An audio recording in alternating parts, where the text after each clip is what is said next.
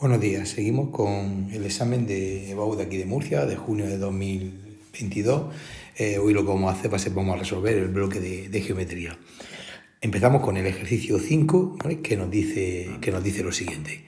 Considere las siguientes rectas. Nos dan por una parte la recta R, que como vemos nos la dan en forma continua, y por otra parte nos dan la recta S, que nos la dan en forma un poquito más complicada, nos la dan en forma implícita. Ya veremos que la ecuación implícita es un poquito más compleja a la hora de extraer puntos y vectores de esa recta. La recta R es bastante sencillita, la recta S es un poquito más complicada. Y en el apartado A, que es por el que evidentemente vamos a empezar, nos pide que estudiemos la posición relativa de ambas rectas.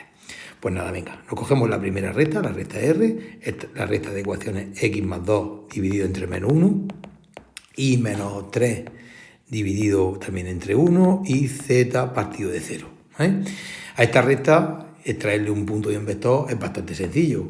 Recordamos que cuando la tenemos en forma continua, siempre x menos algo más algo, y menos algo más algo, y z menos algo o más algo, más algún número, lo que nosotros tenemos justamente debajo es siempre el vector de nuestra recta, con lo cual el vector de esta recta sería el menos 1, 1, 0. Y sacar un punto también es bastante sencillo, ¿vale? Porque simplemente es justamente lo que nosotros tenemos en la parte de arriba, restando o sumando a nuestra variable x, z, cambiado de signo. Como aquí me aparece un más 2, sería menos 2, como aquí me aparece un menos 3, sería 3, y como a z no se le resta nada, es como si le restáramos 0, pues sería 0. Es decir, el punto sería el menos 2, 3, 0, y el vector sería el menos 1, 1, 0. Bueno, pues ya de la recta R tenemos su punto y su vector. Para estudiar la posición relativa de ambas rectas es muy importante conocer el punto y el vector de cada una de ellas. La segunda ecuación es un poquito más compleja. La ecuación S es un poco más difícil porque nos la dan en forma implícita. Nos ponen x menos z igual a 0 y nos ponen y igual a 1. La verdad es que la forma implícita es bastante más complicada, pero en esta ocasión es bastante fácil pasar de la forma implícita a la forma paramétrica, ¿vale? Que sí que es una forma un poquito más sencilla. Fijaros que si, por ejemplo, simplemente la y siempre vale 1, pero si a la z la llamamos lambda, si tomamos la decisión de llamar a la z lambda y despejamos ya directamente de esta primera ecuación, nos va a quedar que x es igual a z, o sea, nos va a quedar que la x vale lambda. Y ya sabemos también que la y, por esta segunda ecuación, directamente vale 1. Con lo cual, la podemos poner directamente en forma paramétrica. Nos quedaría que la x es igual a lambda, nos quedaría que la y es igual a 1 y nos quedaría que la z es igual a lambda. Y ya la tenemos así en forma paramétrica, donde evidentemente la lambda puede ser cualquier número real. Recordad que cuando lo tenemos de esta forma, en forma paramétrica, lo que tenemos siempre solo, sin multiplicar la lambda, sería nuestro punto. Es decir, si aquí ponemos un 0 y aquí ponemos un 0, el punto de esta recta S sería el 0, 1, 0. Y el vector de la recta S es justamente lo que multiplica la lambda. Aquí tenemos un 1, aquí tenemos un 1, y aquí no tenemos nada, es como si tuviésemos un 0 lambda, con lo cual el vector sería 1, 0, 1. Así que ya tenemos directamente el punto de la recta S y el vector de la recta S. Ahora estudiar la posición relativa no es muy complicado. Lo único que tenemos que hacer es construimos una matriz en la que en primer lugar ponemos el vector de la recta R, en segundo lugar ponemos el vector de la segunda recta, el vector de la recta S, y en tercer lugar ponemos el vector formado por los dos puntos PR y PS. Aquí ponemos una pequeña línea de puntos y cerramos nuestra matriz. A esta primera parte que nosotros tenemos aquí la llamamos siempre matriz A, y a toda la matriz completa la llamamos matriz ampliada. Y simplemente para estudiar la posición relativa estudiaremos los rangos de A y de la ampliada. Si el rango de A me da 1 y el de la ampliada me da 1, eso significa que las dos rectas son coincidentes. Si el rango de A me da 1 y el rango de la ampliada me da 2, esto significa que las rectas son paralelas. Si el rango de A me da 2 y el de la ampliada me da 2, significa que las rectas son secantes. Y si el rango de A me da 2 y el de la ampliada me da 3, eso significa que las dos rectas se cruzan en el espacio. Bueno, pues vamos a construir la matriz y vamos a ver exactamente en qué situación estamos. El vector de la primera recta era el menos 1, 1, 0. Y aquí ponemos menos 1, 1, 0. El vector de la segunda recta lo tenemos aquí. Es el 1, 0, 1. Y el vector formado por los dos puntos, el PRPS, vamos a hacerlo en un momento. Aquí tenemos el PS y aquí tenemos el PR. Cuando hacemos PRPS, lo que hacemos simplemente, que lo vamos a hacer aquí, PRPS, es al punto PS le restamos el PR. Es decir, al punto PS, que sería el 0, 1, 0, le restamos el PR, que sería menos 2, 3, 0. Menos 2, 3, 0. Cuando hacemos esa resta, pues simplemente obtendremos 1 menos menos 2 serían 3, 0 menos 3 sería menos 3, y 1 menos 0 se nos quedaría en 1. A ver si lo hemos hecho bien. Ay, no, perdón. A ver, el vector no lo hemos hecho bien. Aquí no lo hemos escrito bien. Vamos a llevar un poquito de cuidado con esto, que la verdad es que es muy fácil equivocarse. Hemos dicho que aquí lo tenemos, ¿no? El vector PRPS es al PS, que es el 0, 1, 0, le restamos el PR, que sería menos 2, 3, 0. Menos 2, 3, 0. Y cuando hacemos esta resta nos quedaría 0 menos menos 2 serían 2, 1 menos 3 nos va a quedar menos 2, y 0 menos 0 pues nos va a quedar 0. Y aquí tenemos ese tercer vector formado por los puntos PRPS, que sería 2 menos 2, 0. Bueno, ahora estudiamos los rangos de la ira ampliada. Fijémonos que si, por ejemplo, decidimos hacerlo por determinantes, la matriz, los determinantes más grandes que tiene son de orden 2. De hecho, si cogemos este determinante que tenemos aquí, ese determinante ya me va a salir distinto de 0, con lo cual ya nos vamos a asegurar para la matriz rango 2. Sin embargo, la ampliada, como tiene hasta un determinante de orden 3, podría tener hasta rango 3. Así que si empezamos trabajando con la matriz A y cogemos este determinante, que estamos viendo así, menos 1, 1, 1, 0, este determinante me sale menos 1, que es distinto de 0, lo que nos asegura que la matriz A va a tener rango 2. Para estudiar la ampliada, podríamos hacer perfectamente Gauss, o directamente vamos a hacer el determinante de toda la ampliada entera, que sería menos 1, 1, 0, menos 1, 1, 0, 1, 0, 1, 1, 0, 1, y por último 2 menos 2, 0. 2 menos 2, 0. Cuando hagamos este determinante veremos que nos va a salir 0, ¿vale? Y realmente es fácil verlo porque si nos damos cuenta, la primera columna y la segunda columna son proporcionales, ya que para pasar de esta a esta simplemente lo único que nosotros tenemos que hacer es multiplicar por menos 2. Con lo cual, al haber dos columnas que son linealmente dependientes, ya sabemos que el determinante vale 0. Eso significa que la ampliada, el único determinante de orden 3 que tiene, vale 0. Así que su rango no puede ser 3. Tiene que ser exactamente pues, el mismo que el de la matriz A, que es 2. Con lo cual ya tenemos que el rango de la matriz A vale 2, que el rango de la ampliada también vale 2, y eso significa que las dos restas se cortan en un punto. El rango de la matriz ampliada no podría ser menos que 2, ya que como la matriz ampliada contiene a la matriz A, su rango siempre tiene que ser el mismo o mayor. Mayor tampoco puede ser porque rango 3 no puede tener, ya que su único determinante de orden 3 que tiene vale 0. Así que no queda más remedio que el rango de la matriz ampliada sea también 2. Con lo cual, ya hemos dado respuesta a la primera pregunta. La primera pregunta del apartado A nos dice que estudiemos la posición relativa de ambas rectas y ya la posición relativa significa que las dos rectas se cortan. Así que ya nos vamos al apartado B. En el apartado B me dice, en caso de que las rectas se corten, calcule la ecuación del plano que las contiene y el ángulo que forman ambas rectas. Bueno, pues ya sabemos, para empezar con el apartado B, que esas dos rectas se cortan. Y nosotros ahora, ¿vale? Lo que nosotros tenemos que hacer es el plano que las contiene. Imaginemos que esta es la R y esta es la S. Y nosotros ahora lo que buscamos es este plano, el plano que contiene esas dos rectas. Bueno, para construir ese plano es necesario que nosotros conozcamos de ese plano un punto y dos vectores. Como punto, ¿vale? Pues como el plano contiene a las dos rectas, a la R y a la S, podemos coger el punto de la R o el punto de la S, el que queramos. Cualquier punto de la R es un punto del plano, me da igual el que cojamos, cualquier punto de la R, y cualquier punto de la S también es un punto del plano. Como primer vector, podemos coger el vector de la recta R, ya que al estar la recta R dentro del plano, su vector también es un vector del plano. Y como segundo vector, pues podemos coger, si queremos, el vector de la recta S, ya que el vector de la recta S, al estar la recta S contenida en el plano, también es un vector del plano. Pues nada, vamos a cogerlo. Si queremos, como punto cogemos el punto de la recta S, que es muy sencillito, el 0, 1, 0. Como primer vector podemos coger el vector de la recta R, que si mal no recuerdo era este que tenemos aquí, el menos 1, 1, 0.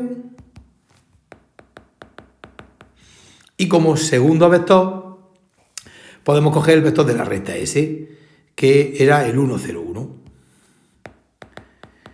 Y ahora, como nos dicen qué tipo de ecuación tenemos que construir, yo creo que la más rápida y la más sencilla es la vectorial. Simplemente recordad que la ecuación vectorial poníamos siempre x, z, a continuación poníamos el punto, que era el 0, 1, 0, más un parámetro multiplicado por el primer vector, lambda multiplicado por el -1, 1, 0, más beta multiplicado por el segundo vector, por el 1, 0, 1. Recordad que a esta ecuación se le llama ecuación vectorial, donde la lambda y la beta pueden ser los números reales que nosotros queramos. Cada vez que elijamos un valor para la lambda y un valor para la beta y hagamos todas estas operaciones, obtendremos un punto diferente en nuestro plano. Bueno, pues esta ecuación que acabamos de construir aquí es la ecuación vectorial y es una de las diferentes ecuaciones, ¿vale?, que nosotros tenemos para construir de nuestro plano. Bueno, tan solamente lo último que nos quedaría sería sacar el ángulo que forman esas dos rectas. Simplemente utilizamos la fórmula que nos da el ángulo, que nos dice que el coseno del ángulo que forman es igual al vector de la primera multiplicado por el vector de la segunda y dividido por el vector de la primera en módulo y el vector de la segunda en módulo. A todo esto le hacemos el valor absoluto para que obtener siempre el ángulo esté más pequeñito y realmente pues olvidarnos de este ángulo que es un poco más grande, ¿no? Bueno, pues tenemos simplemente arriba que multiplicar los dos vectores, vamos a hacerlo aquí aparte, vamos a hacer el vector de la R y lo vamos a multiplicar por el vector de la S y aquí abajo tenemos que multiplicar los módulos. Pues nada, venga, vamos a hacer este producto escalar. El vector de la R sería el -1, 1, 0, el vector de la S sería el 1, 0, 1, 1, 0, 1 y vamos a hacer ese producto escalar. -1 multiplicado por 1 nos quedaría -1, 1 multiplicado por 0 nos quedaría 0 y por último 0 multiplicado por 1 nos quedaría 0 y al final esto me da -1. Es decir, la parte que tenemos arriba nos da -1. Y abajo cogemos el vector de la R y le hacemos el módulo, hacemos la raíz cuadrada de las coordenadas al cuadrado de -1 al cuadrado, más 1 al cuadrado, más 0 al cuadrado, que esto si no me equivoco nos va a quedar raíz de 2. Hacemos exactamente lo mismo con el S, cogemos el vector, ¿vale?, de la recta S y le hacemos el módulo, que sería la raíz cuadrada de sus componentes al cuadrado, de 1 al cuadrado, más 0 al cuadrado, más 1 al cuadrado, y esto también nos va a quedar raíz de 2. Y ya pues simplemente los multiplicamos, raíz de 2 multiplicado por raíz de 2, y a todo le hacemos el módulo. Con lo que nos quedaría que el coseno del ángulo, ¿vale?, es igual.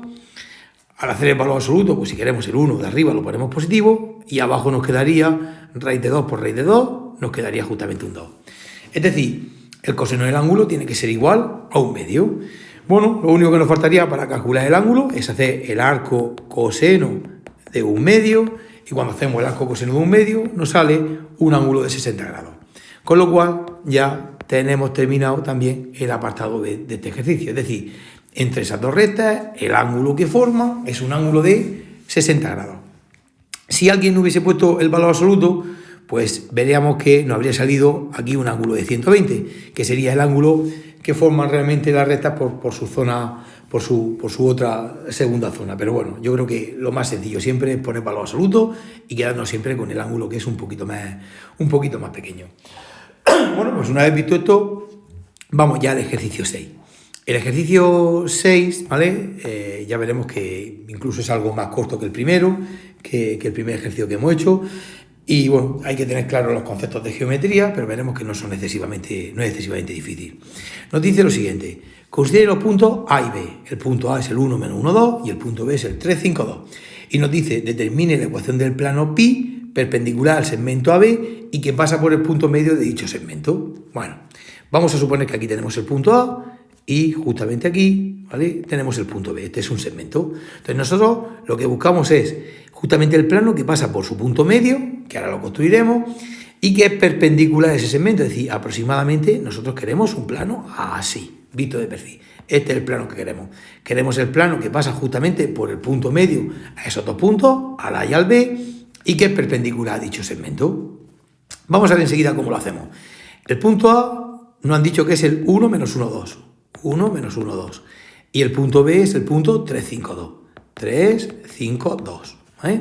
Sacar el punto medio no es muy complicado. Para sacar el punto medio simplemente pues sumamos los puntos A más B y dividimos entre 2. Es decir, A que sería 1 menos 1, 2, más el punto B que sería 3, 5, 2 y dividimos entre 2. Y esto pues nos quedaría 1 y 3 serían 4, menos 1 y 5 sería 4 y 2 y 2 nos quedaría 4 dividido entre 2. Así que simplemente dividiendo obtenemos que 4 entre 2 nos daría 2, 4 entre 2 nos daría 2 y por último 4 entre 2 nos daría 2. El punto medio de ese segmento es el 2, 2, 2. Bueno, para construir el plano que nos piden, nosotros siempre a la hora de construir un plano tenemos dos opciones. O bien, de ese plano necesitamos conocer un punto y conocer dos vectores de ese plano, o también necesitamos conocer un punto y su vector normal. Recordad que el vector normal a un plano es simplemente su vector perpendicular, es decir, un vector sea cual sea, pero que sea perpendicular a ese plano. Podríamos perfectamente coger como vector normal, ahora lo veremos, el vector, por ejemplo, que va de M a A es un vector perpendicular, el vector que va de M a B, el vector que va desde B hasta A también es un vector perpendicular, o el que va de A a B. Tenemos muchos vectores que son perpendiculares, cualquiera de ellos nos vale simplemente como el vector normal. Así que para construir el plano, como punto, vamos a elegir el punto M, que es el 2, 2, 2, y en vez de hacerlo con dos vectores, pues lo vamos a hacer con el vector normal, ya que la vista que tenemos es, pues, diferentes vectores normales. Vamos a coger, por ejemplo, si queremos, el vector que va desde M hasta A. El vector que va así desde M hasta A, que sabemos que se hace haciendo A menos M. Nos cogemos el punto A, que es el 1 menos 1, 2, 1 menos 1, 2, y le restamos el punto M, que es 2, 2, 2. Y esto pues nos daría 1 menos 2 nos va a salir menos 1, menos 1 menos 2 nos va a salir menos 3, y 2 menos 2 nos va a quedar 0. Bueno, pues este sería un vector normal a ese plano, el menos 1, menos 3, 0. Si nos apetece cambiarlo de signo, lo podemos cambiar porque será un vector que será exactamente igual, pero que tendrá pues diferente sentido, pero seguirá siendo perpendicular al plano. Pero bueno, nosotros lo vamos a dejar así. Recordad ahora que la ecuación, ¿vale?, general del plano o implícita es siempre A por X más B por Y más C por Z más D igual a 0, donde A, B y C son siempre las coordenadas del vector normal. Así que nuestro plano sería pues menos 1 multiplicado por X, menos 3 multiplicado por Y, más 0 multiplicado por Z, más D igual a 0. Esto ya sería nuestro plano pi. Para terminar de calcularlo bien, pues lo único que nos hace falta es sustituimos el punto en la XZ y terminamos de calcular lo que vale la D, y así ya obtendremos la ecuación general o implícita de nuestro plano. Así que vamos a sustituir el punto 2, 2, es decir, vamos a cambiar la X por 2, la Y por 2 y la Z por 2, y terminamos realmente de sacar perfectamente la ecuación de nuestro plano. Esto sería menos 1 multiplicado por 2, menos 3 multiplicado por 2, más 0 multiplicado por 2, más D igual a 0. Al final tendremos menos 2, menos 6, más D igual a 0, y de aquí despejando la D nos va a quedar que la D vale 8. Con lo cual la ecuación de nuestro plano se nos va a quedar menos X, menos 3Y, más 0Z, que no hace falta ponerlo, más 8 igual a 0. Si nos gusta más tener las coordenadas positivas, pues también el plano lo podemos dejar así, como X más 3Y menos 8 igual a 0, ¿vale? Y esta sería la ecuación implícita o general del plano que nos piden en nuestro primer apartado, en el apartado A, ¿vale? Fijaros que lo que nos decía simplemente era eso, que determinemos la ecuación del plano pi, que es perpendicular al segmento AB y que pasa justamente por el punto medio de dicho segmento. El apartado B veremos que es muchísimo más sencillo aún, porque realmente para calcular la distancia, como nos dicen que calculemos la distancia desde el punto A hasta el plano, realmente lo que nosotros queremos es esta distancia. Podríamos utilizar la ecuación, la fórmula de distancia de un punto a un plano, pero es que realmente es más sencillito porque como la distancia desde el punto al plano es justamente la misma distancia que va desde A hasta el punto M, ya que el punto M justamente, además de ser el punto medio A y B, es el punto de proyección sobre ese plano. Para calcular realmente la distancia desde el punto A hasta el plano, no es ni más ni menos que calcular la distancia desde el punto A hasta el punto M, que esto es simplemente que construyamos el vector que va de MA o de A a M, construyamos ese vector y a ese vector que le hagamos el módulo. Como el vector que va de MA ya lo tenemos construido, que es el menos 1, menos 3, 0, pues simplemente vamos a hacer el módulo de ese vector. Es decir, vamos a hacer el módulo del vector menos 1, menos 3, 0. Y esto pues nos quedaría raíz cuadrada de menos 1 al cuadrado más menos 3 al cuadrado más 0 al cuadrado, que me va a quedar raíz cuadrada, menos 1 al cuadrado nos daría 1, menos 3 al cuadrado nos daría 9 y 0 al cuadrado nos daría 0. Así que al final nos da simplemente raíz de 10. Así que la distancia desde el punto hasta el plano simplemente, ¿vale?, nos sale raíz de 10. Si alguien quiere, ¿vale?, calcular la raíz de 10 con la calculadora, pues nada, que lo exprese en decimal. Y si simplemente lo queremos dejar así como raíz de 10, pues la verdad es que así está perfectamente. Como no sabemos en qué unidades estamos midiendo, si en metros, en centímetros, simplemente decimos que esa distancia son raíz de 10 unidades y automáticamente el ejercicio se quedaría totalmente acabado. Pues nada, en un segundo vídeo seguiremos con el resto de bloques de este examen. Hasta luego.